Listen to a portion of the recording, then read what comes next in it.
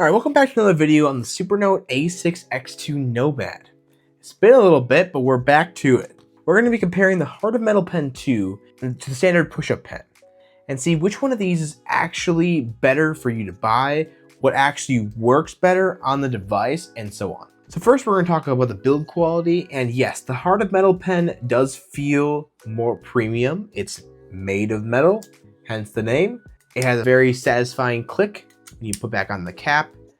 It is very, very well made. As far as quality, you will not be disappointed with the Supernote Heart of Metal Pen. The standard pen is definitely more basic. All like one plastic body, has like a translucent plastic tip to it, and obviously you can push the pen portion out.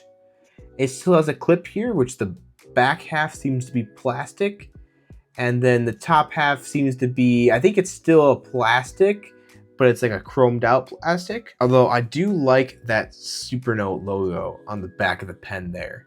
And overall, the cream color looks really nice. It does have a little bit of a rattle. I don't know if you can hear that or not, but there's a slight rattle with the pen because of the push-up mechanism. And the click is kind of satisfying, but definitely heard better. Definitely not the most premium feeling pen I've had, but it feels well made nonetheless. So as far as the build quality, I'm going to give the win to the Heart of Metal Pen, as it does just feel more premium. And then let's talk about the handwriting fatigue. And that is honestly one of the most important qualities of one of these kinds of pens, in my opinion. How well it holds up when you are writing with it. And the Heart of Metal Pen doesn't feel terrible by any means. I liked it more than the LAMY pen, for sure. But I think the standard pen feels even better to write with. Yes, that is actually my opinion. As far as fatigue, the standard pen gives less of it. I think that's because of how I grip my pens. I grip it really close to the front, and this ridge right here gets in the way of that significantly, and it gives me more fatigue. I also feel like I have to press down a little bit harder with this pen for it to register properly, where I don't feel that way with the standard.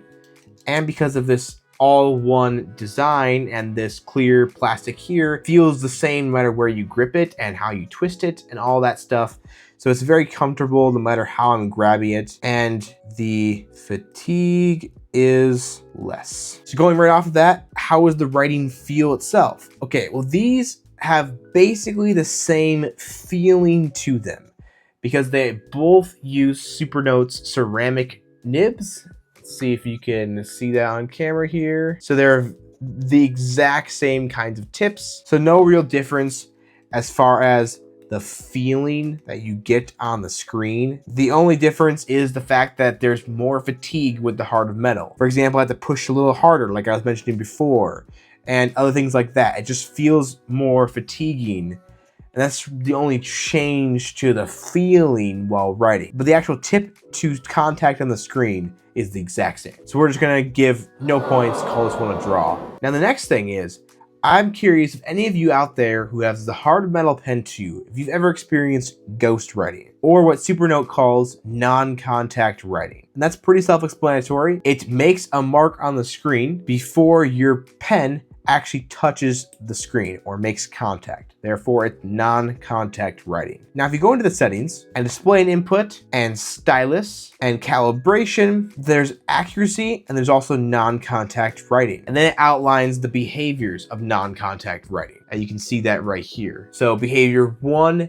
is a stroke appears before the stylus touches the screen. So basically you haven't been writing on it at all, and you just brought your stylus over, and also it's marking up without you touching it. And then number 2 is after lifting the stylus from the screen, a new stroke appears. So you've been writing with it, then you lift it up and it makes another mark while your pen's not touching it. And then 3 is where it continues that same stroke even after you've lifted the pen. So they do offer these adjustment values right here to try and mitigate that effect. And you can test your stylus right here as well. So I actually did adjust my values because I was having that problem with the Heart of Metal pen. But even after adjusting them a little bit, and I could probably go on further, it does not seem to be completely solving the problem. And it seems like the more I turn this up, the more pressure I have to apply to the screen to even begin writing at all, which causes more fatigue. Hence why I think this pen is definitely more fatiguing, and it is a problem for that non-contact writing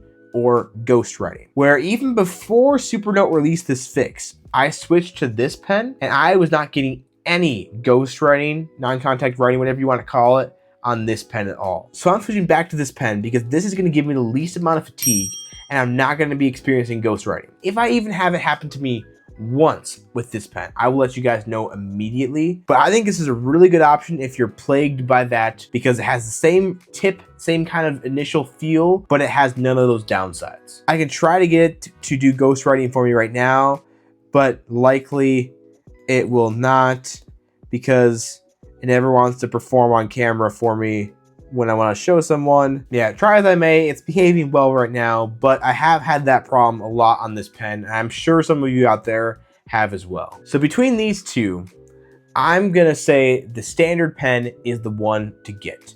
And therefore, I think it also beats the LAMY pen as well. As far as I have tested, this has been the best stylus for my Supernote device for sure. It's also one of the cheaper ones, which happens to be a nice benefit. It's $15 cheaper than this one, and I think this is giving me more problems than the standard. This is also a lighter pen. You may think is not necessarily a good thing, but I've noticed that when I have the heart of metal pen on my Supernote like this, it actually weighs it down a little bit, and it's quite heavy on it, and it actually adds some weight to the device. Where this one, because it's plastic, it's much lighter, doesn't flop around as much, and doesn't really add any weight to the device. So that is really nice, a nice little quality of life benefit, and I don't think I'm going back. I think this is the one for me.